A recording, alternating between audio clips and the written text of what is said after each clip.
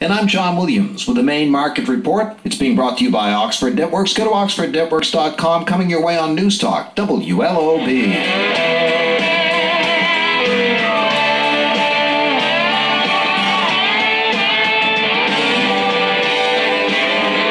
7:24 from News Talk, WLOB. We are streaming live at WLOBradio.com, AM 1310, and right here at WPME TV.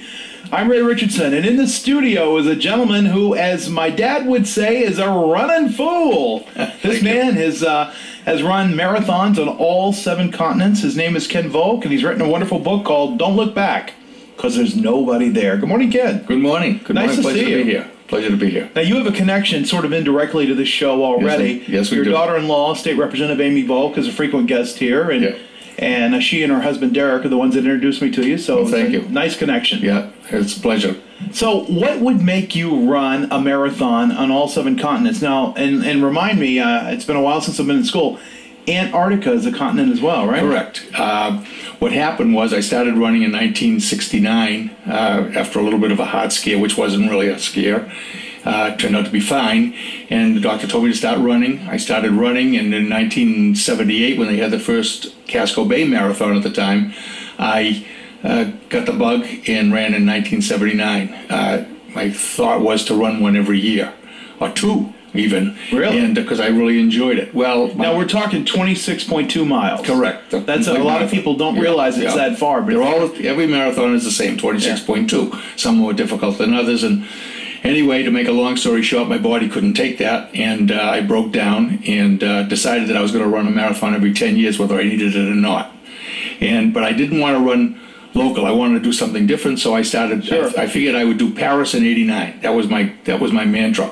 All of a sudden, '89 came, and Paris looking at me, and I better get in shape, and did Paris.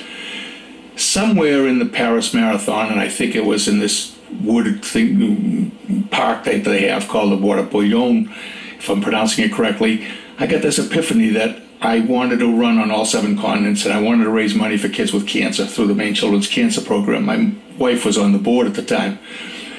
Where it came from, I can't tell you. It just came to me, and So this was while you were running? While I was running. I think my best recollection is when I came out of the Bois, I saw the Eiffel Tower, and that's my recollection, but I can't tell you if that's really true. Well, that's an inspiring scene, that's for sure. Had no idea what was involved. I figured in my naivety that you just take a boat, go to Antarctic, run around a city block, and just go. I had no idea what was involved.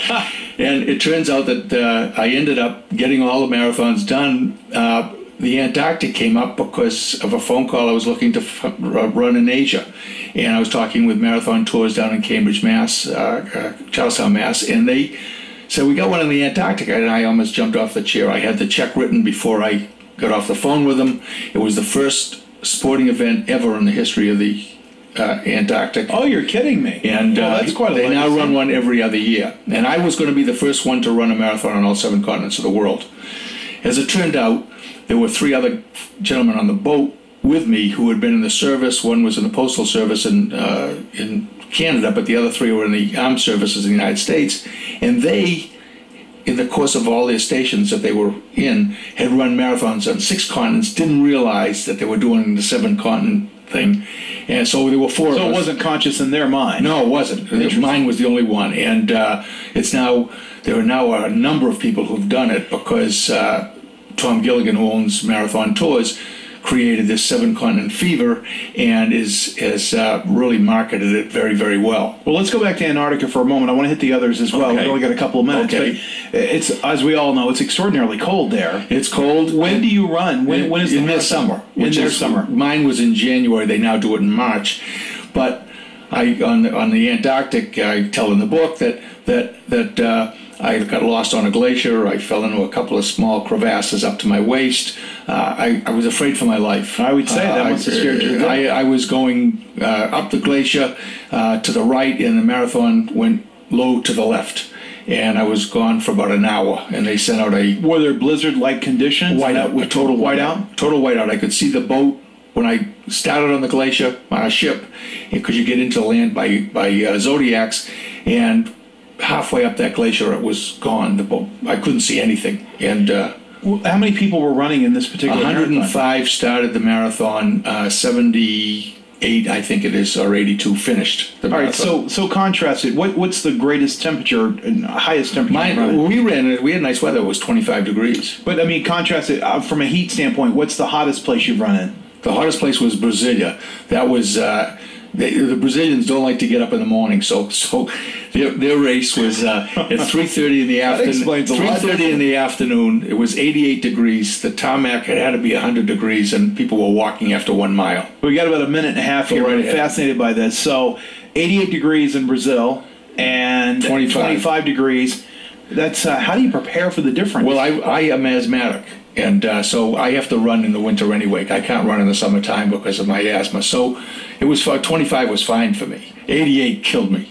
Just killed me. I bet 88 kills everybody, even if you're just walking around. Just too warm to run. Let me ask you, you've written this book, Don't Look Back, because there's nobody there, which that's true. It turned out that I was last in the last 2 races I ran. Oh, well, that's a great title. There was nobody there. So you said you wanted to raise money for the Maine Children Cancer Program. How have you done? Well, through this book and the people I've given the book to, my friends, we've raised. I think it's over $5,000 now with this, and I raised about $60,000 when I was